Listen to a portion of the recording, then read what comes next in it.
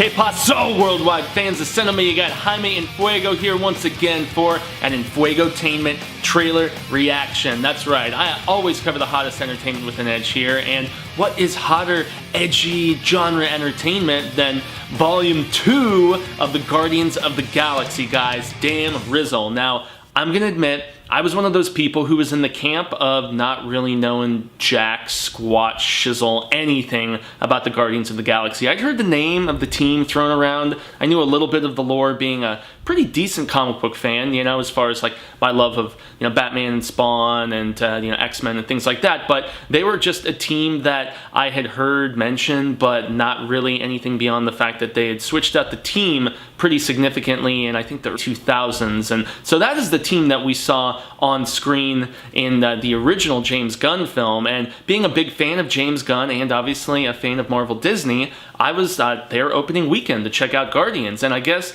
there were a lot of people like me who did the same thing, man, because that movie crushed at the box office, made so much more than they were anticipating, and pretty much turned into almost like kind of a little cultural phenomenon moment for Marvel, man. And so it endeared the characters to not just me, but millions across the planet. And so I think the real reason for that was because of the fact that so many fans like me of Star Wars, yeah, that's right, and the fact that Star-Lord was in a lot of ways like the guy on my shirt, Mr. Han Solo. Not identical, obviously, but certain tonal similarities within the snarky, just wisecrackingness of his character.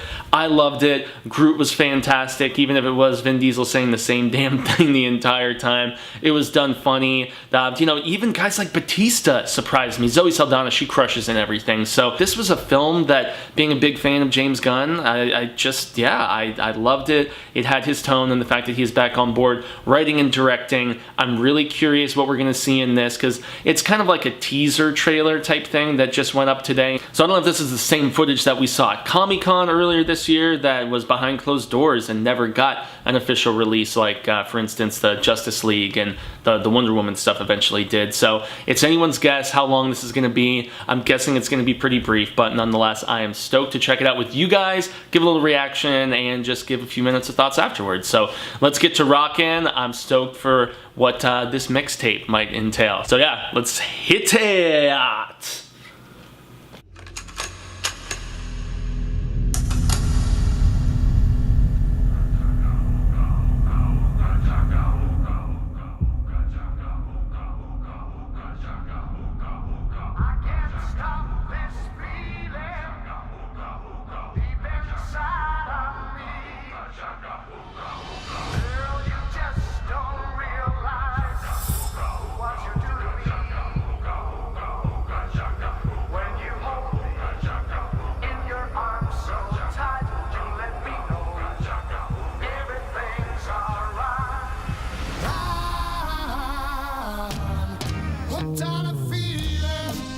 There are two types of beings in the universe. Those who dance and those who do not. I get it, yes. I am a dancer, Gamora is not. You just need to find a woman who is pathetic. Like you. Thanks, buddy. Do you need a hug? No, I do not. Oh, I thought I said no. You're welcome.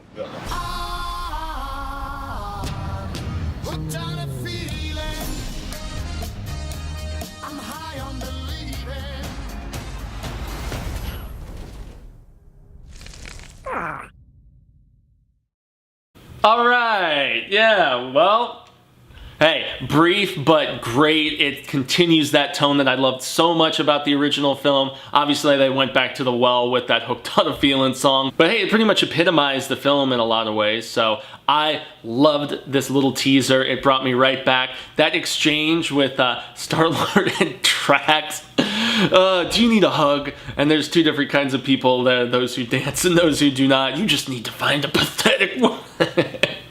That was one of, you know, I'm not saying Batista's a great actor or anything, but he played that role to perfection in the first one, of just that deadpan, clueless humor. He was one of the real surprises, in my opinion, of that original film. And hey, Chris Pratt is, after Jurassic World and Guardians, officially a superstar, which is so funny, you know, thinking about the chubby guy from Parks and Rec, who I was so jealous of having Aubrey Plaza. He is bona fide A-list status now, which is cool. The guy's a hell of an actor. He's funny. I've heard Pratt, as I think he calls himself on Twitter, is just the sweetest dude. He really exudes that both on screen and off. I guess the argument could be made that perhaps, yeah, he doesn't really play anyone but himself, but, you know, I guess the same can be said for lots of actors. So I always do a little bit of Bueno, Malo, and Feo on this program, and I've obviously gushed tons of Bueno about this trailer. You know, boy, what can I say as far as,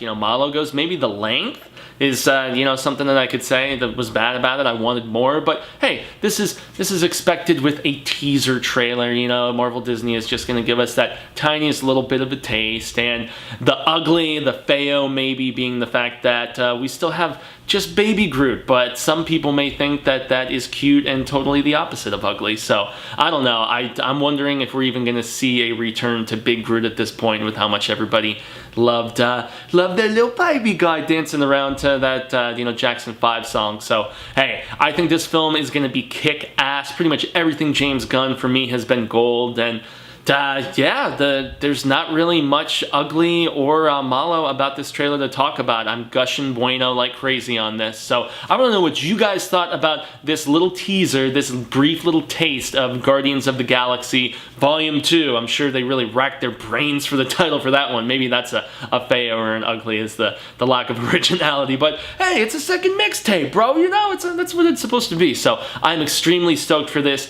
anxiously anticipating, and I cannot wait to see it, just to drive the point home a little bit further. So once again, guys, I have been Jaime En Fuego. I extend a grande gracias to anybody who tuned into this reaction. Please make sure to follow me on Twitter, Instagram, Facebook, here on YouTube. Do that subscription thing, like and share, and be super cool like that. And if you like things of the genre variety that are a little more scarific, I do something called The Horror Show, which is where I spend the predominance of my time. This Enfuegotainment business, as much as I love it, it is in a lot of ways a side project of sorts. But yeah, the Horror Show channel, you can check me and my co-hosts Marsha Parker, Susie Von Slaughter, and Cecil Laird, the creator of the program, doing all kinds of trailer reactions, film reviews, convention coverage. We've got hundreds and hundreds of free episodes, all of the fantastic variety. And here in the month of October, you know you want to see some of that. So once again, danke, arigato, merci, and thanks so very much, guys. And until next time,